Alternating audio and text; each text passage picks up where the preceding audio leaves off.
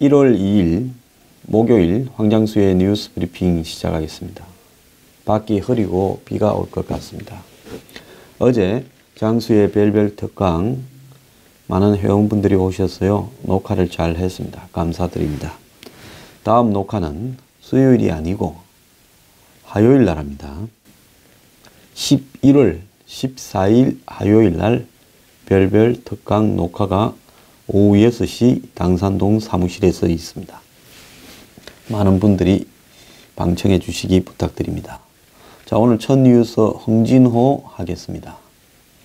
자, 홍진호와 관련된 많은 미스터리가 있음에도 불구하고 지금 홍진호 사건은 한마디로 홍진호의 선주, 선장, 선원들이 잘못한 부분을 마치 정부에다가 묻고 대다수의 의혹이 해명이 되었는데도 불구하고 이 문제를 계속 정점화해가는 한국당이 헛다리를 짚고 있는 것이고, 더 나아가서 어떤 신문의 사설은 정쟁을 삼을 일이 아니다라고 이야기를 하고 있습니다. 배도 돌아왔고 선원도 돌아왔고 일부 그 과정에서 미숙한 일 처리는 있었는지 몰라도 여기에 의혹으로 삼을 만한 일이 어디 있겠느냐 이렇게 이야기하고요. 이제 이 해경은 홍진호 선주나 선장에 대한 사법 처리를 이렇게 지금 하려고 하고 있습니다. 그래서요, 이 사건에 몇 가지 의혹들이 제기되고 있지만은 그런 부분에 대해서 제대로 된 토론이 되지 않고 일방적인 전달만이 있을 뿐입니다. GPS를 끄고 작업을 나갔다. 아예 출발할 때부터 GPS를 껐다라는 부분에 대해서 어떤 분들은 이 배를 탄 선장을 했다라는 분은 제 유튜브 댓글에 GPS를 끄고 나가는 것은 말이 안 된다라고 이야기를 합니다. 또 선원들의 몸 상태가 굉장히 젊고 건장해 보인다라는 부분에는, 자, 그리고 또 왜 마스크나 후드나 모자를 썼느냐는 부분에는 본인들이 그걸 원하지 않았고 요즘 어업에 젊은 사람들이 많이 들어오고 있다라고 이야기를 하고 있습니다. 그리고 이제 선주의 거짓말 부분 등은 선주의 개인 잘못으로 이렇게 전가되고 있는데요.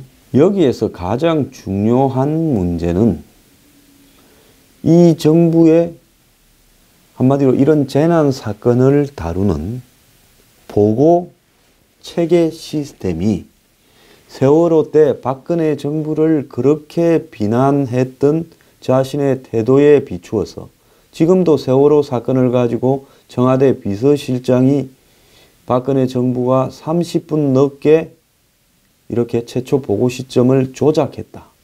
또 이런 재난을 관장하는 부서를 사후에 바꾸었다.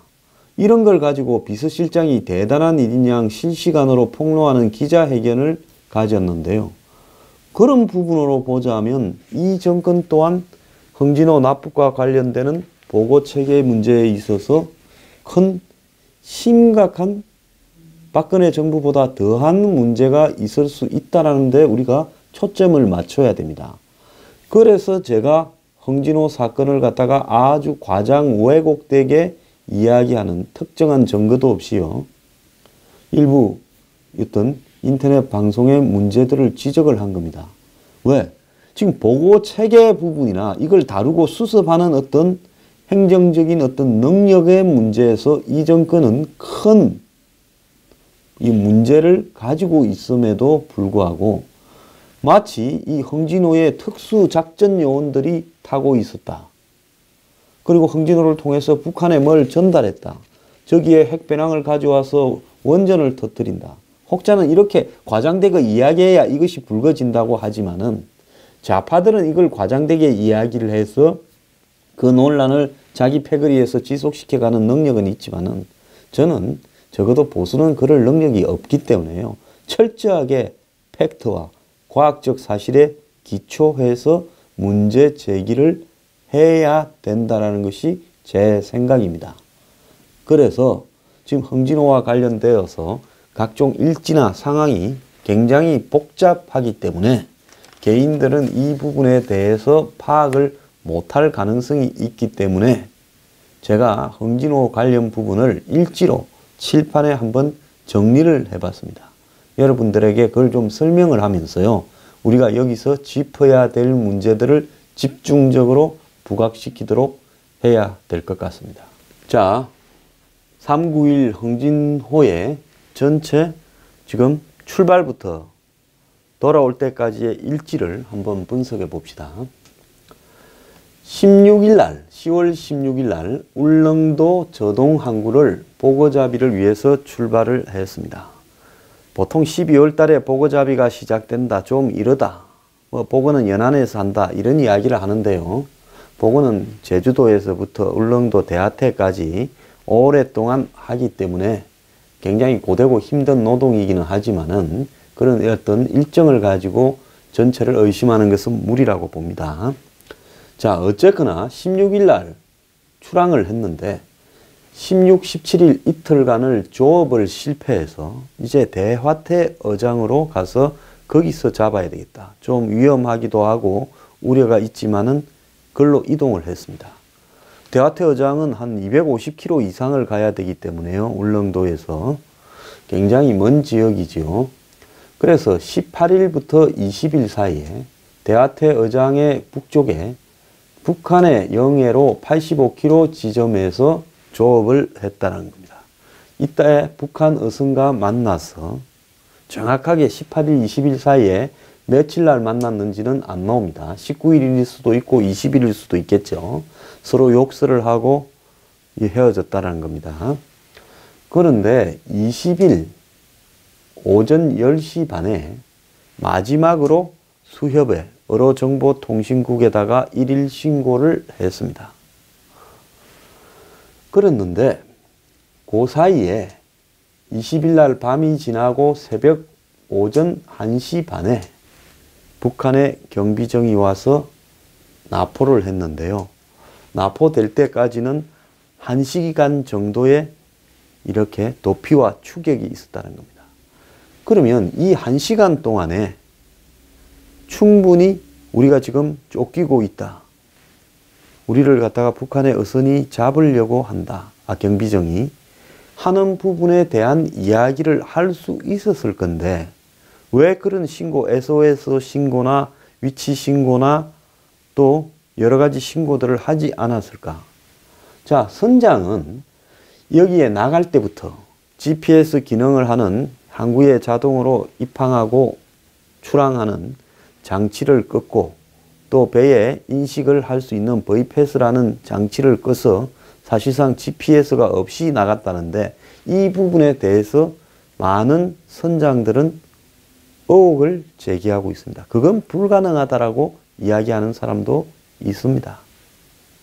그래서 제 방송을 들으시는 이런 이 어선을 타본 전문가들, 특히 동해 지역에서 이 어선 선장을 하신 분이나 선원을 하신 분들은 연락을 하셔서요, 한번 꼭 출연을 하거나 전화 인터뷰라도 해서 사실관계를 밝혔으면 좋겠습니다.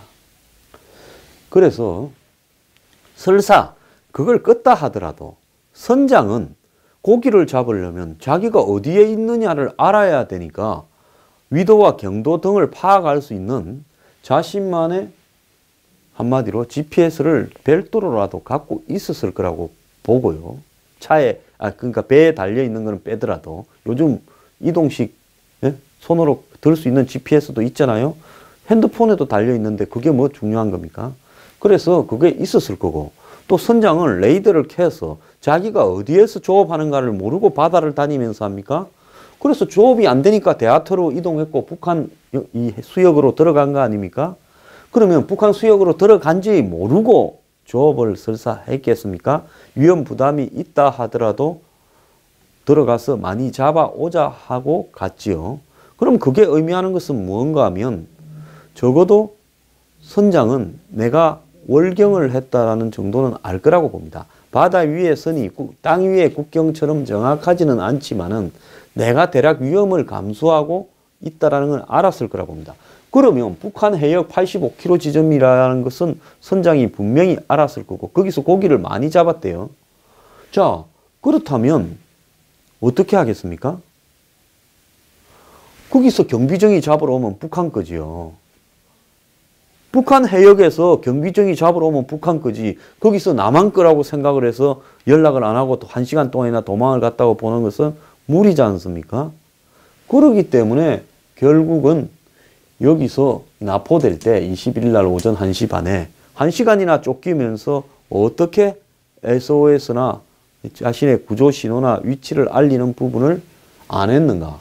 이 사람들이 생각할 때 바보가 아닌데 한국에 연락도 안 하고 북한에 잡혀가 버리면 북한에서 나중에 그런 거 잡은 적도 없다라고 하고 이 사람들을 그냥 탄광으로 보내버리든가 영원히 깜빵에 보내든가 죽여버려도 말을 못하니까 쫓기는 사람 입장에서는 어쨌든지 한국에다가 그 사실을 알리고 싶어 했을 건데 그게 없었다라는 게 굉장히 의혹이고요.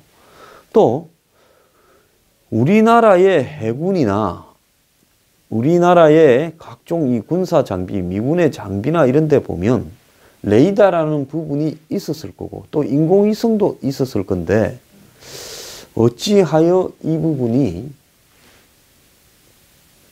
그렇게 모를 정도로 이렇게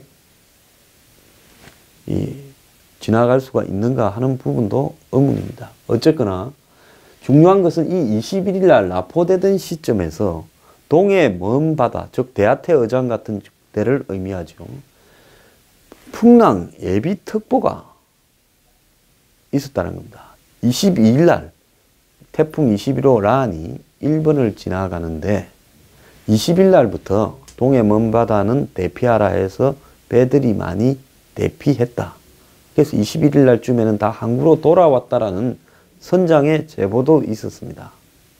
그럼 이 사람들은 그런 부분을 듣는 어떤 장치들, 기상에 대한 장치들은 분명히 켜놓고 있었지. 기상이 어떻게 변할지도 모르고 그냥 보고만 잡으러 다닌다고 했겠습니까? 그런 부분에서 봤을 때 풍랑 예비특보가 일던 시점이었다라는 부분도 우리가 염두에 둬야 될 것 같습니다. 자, 이것도 의문 중에 하나입니다. 어쨌거나 잡혀가 버리고 났으니까 연락이 안 되는 거죠. 20일 날 오전 10시 반에 했으면 21일 날 오전 10시 반 이 사이에 일일 보고를 해야 되는데 24시간이 지나고 다시 12시간이 더 지나서 32시간이 지난 21일 오후 10시 반에도 수협에 어업정보통신국으로 연락이 안 오니까 수협에서 해경에 통보했고 해경에서는 실종으로 판단해서 해군 1함대의 사령부에 이거 좀 조사해야 되는데 협조해달라 이야기를 했다라는 겁니다. 그리고 해경은 22일 오전 8시 2분 다음날 아침부터 곧바로 청와대 총리실, 재난상황실, 중앙재난상황실, 해군 등의 이 종합적인 수색을 하기 위한 보고를 이제 했다는 겁니다. 그런데 21일 날 오후 10시 반쯤에 아마 그 이후에 이제 배가 연락이 안 되니까 선주하고 연락을 했을 거 아닙니까? 그러니까 선주가 내일 아침에 내가 그 배하고 한번 연락을 해 보겠다 했다는 거예요. 근데 여기에 이제 선주가 1선주가 있고 2선주가 있다는데 참 뭐 38톤 배가 뭐가 대단하다고 사장이 있고 바지 사장이 있는가 모르겠어요. 1선주는 전 선장이고 2선주는 실제 돈을 댄 제주도에 있는 사람이랍니다. 그래서 아마 연락을 한 사람은 제주도에 있는 선장 같아요. 선주 같아요. 그래서 초반에 이 선장의 지인이 연락을 했는데라는 보도가 그래서 나온 것 같습니다. 어쨌거나 이 선주는 오전 8시 반에 그러니까 청와대하고 다 보고를 한 뒤에 이것도 중앙일보 보도로 밝혀졌죠. 그러지 않았으면 보고받았다는 것도 시침이 뚝 떼고 있었을 수도 있습니다.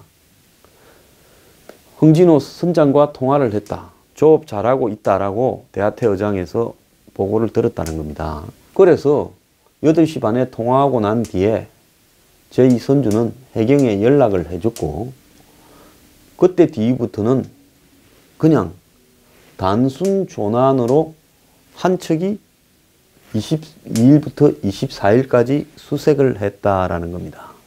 근데 저는 22일부터 24일이라고 이게 조금 아리까리해요. 왜 24일까지 단순 조난으로 수색을 했느냐. 자, 25일 날 프로야구 코리안 시리즈 1차전이 광주에서 있었고 대통령이 시구하고 치킨도 드셨습니다. 자, 그런데 25일 이후에도 계속 연락이 안 되어서 수색이 강화되었다고 합니다. 배가 더 투입되고 그래서 몇 척이 투입됐니 이런 이야기를 해요. 이런 내용은 전부 배 운항 일지를 공개해야 될 부분으로 봅니다. 항공기 운항 일지하고요. 그리고 해외에 일본이나 러시아 등에도 이것과 관련해서 이 조사를 좀 해달라고 통보한 내역도 공개되어야 될 거라고 봅니다. 자, 그런데 여기서 이제 25일 날 이후라고 해요. 이후라고 하면 보통 어떻게 됩니까? 25일도 포함되는데 또 어떻게 해석하면 25일이 지나서부터 연락이 안 되었었다. 이렇게 이야기를 하는 거. 자, 이 사이에 시구 시점이 있어요. 그래서 24일까지 단순 조난으로 하다가 25일 날 이후에 연락이 계속 안 되어서 수색을 강화했다는 겁니다. 자, 그러다가 26일 날 늦게서야 선주가 사실은 통화했다라는 말이 거짓말이다.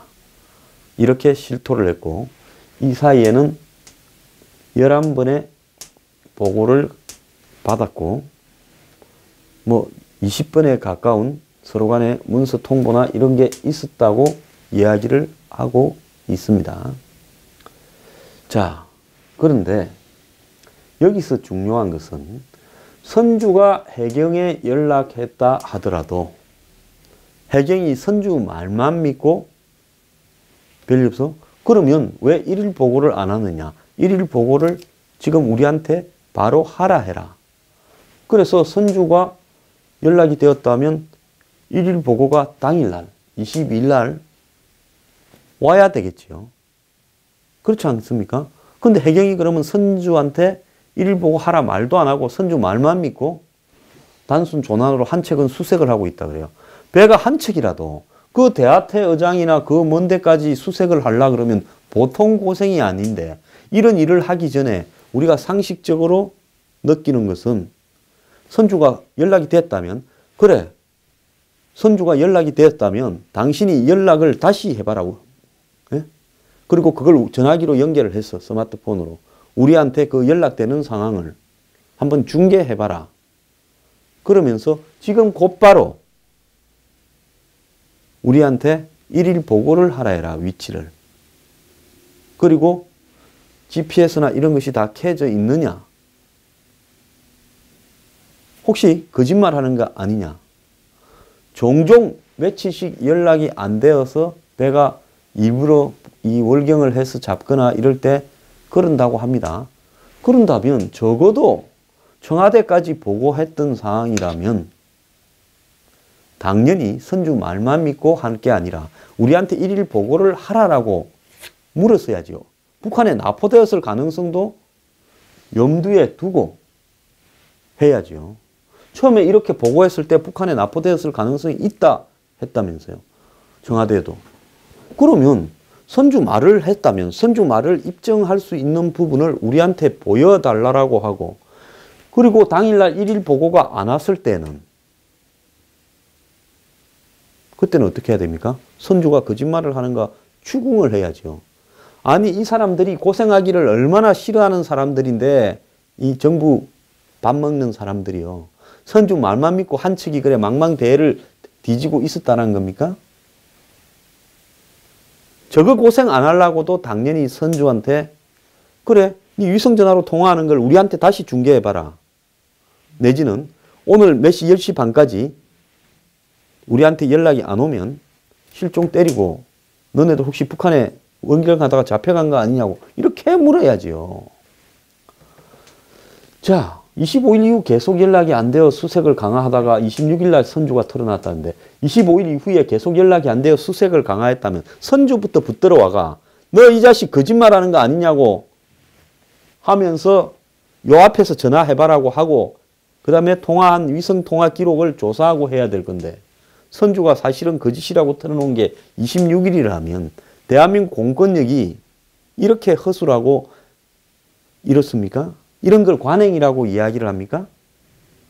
그러면서 이제 27일 날, 26일 늦게는 납포되었을 가능성을 알았다고 이제 사실상 시인을 한 겁니다.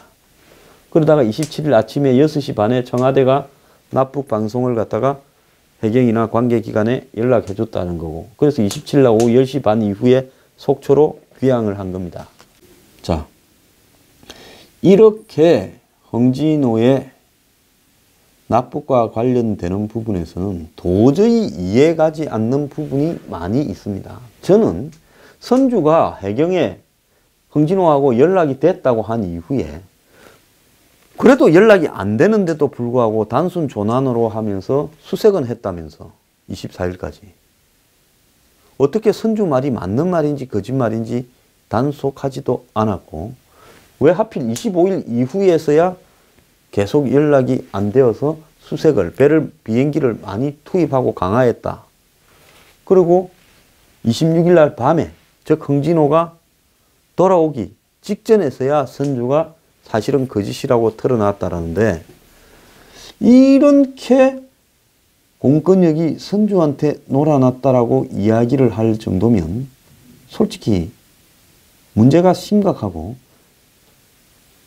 해경이 청와대까지 보고한 사안을 선주 말 한마디를 듣고 그러면 그 다음에 당일날 홍진호에서 위치 연락을 해온다면 모를까 해오지 않았는데도 불구하고 더 이상 이 문제가 심각하게 진전되지 않은 채 25일까지 흘러갔고 그래서 역으로 계산해 보면 문 대통령은 이 문제는 뭐 단순한 이 어선이 연락을 끊고 잠수를 탄 채 보고를 열심히 잡고 있는 걸로 생각을 해서 대통령은 시구를 하고 치킨을 먹었다고 이야기하는 것인가.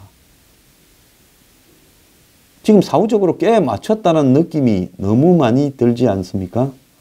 자, 2부에서 계속하겠습니다.